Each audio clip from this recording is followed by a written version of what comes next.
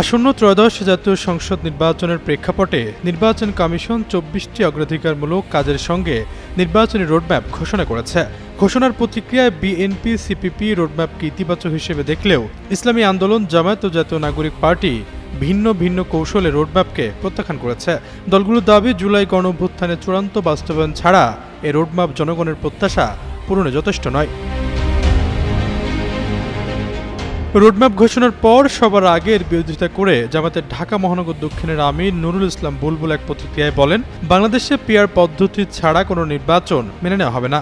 আবারও পুরনো কায়দায় বিশেষ একটি রাজনৈতিক দলকে ক্ষমতায় বসানোর জন্য ষড়যন্ত্র বাস্তবায়ন হতে দেওয়া হবে না।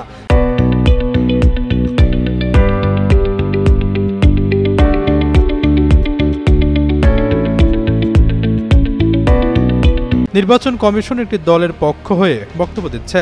বিএনপিকে ইঙ্গিত করে জামায়াত নেতা বলেন, নিজেদের সবচেয়ে বড় রাজনৈতিক শক্তি দাবি করলেও তারা দেশের মানুষের মতামতকে গ্রহণ করছে না।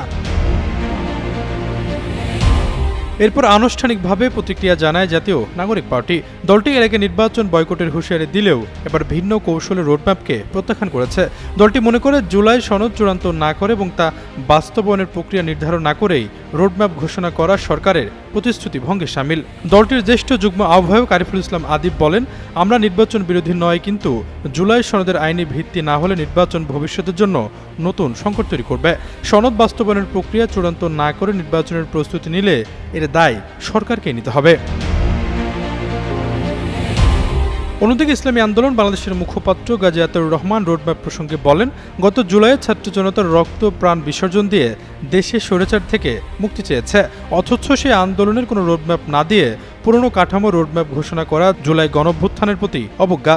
রাজনৈতিক বিশ্লেষকরা অবশ্য বলছেন, এনসিপির নির্বাচনের আগে গণপরিষদ দাবি, জামায়াতের পিআর পদ্ধতি কিংবা ইসলামী আন্দোলনের রোডম্যাপকে স্বাগত না জানানো, এসব কিছুই ভিন্ন ভিন্ন কৌশলে দাবি আদায়ের টার্গেট। আশরাফুল ইসলাম, যুগান্ত নিউজ।